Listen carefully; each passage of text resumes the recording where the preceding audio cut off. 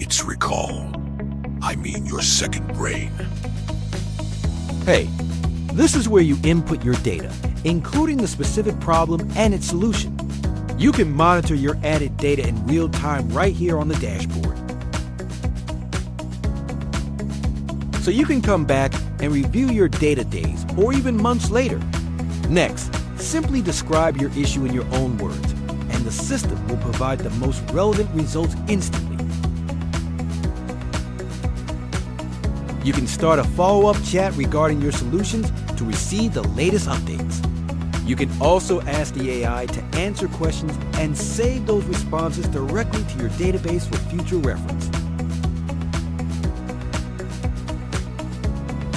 This is MetaAffinity.net, where your problems find their solutions.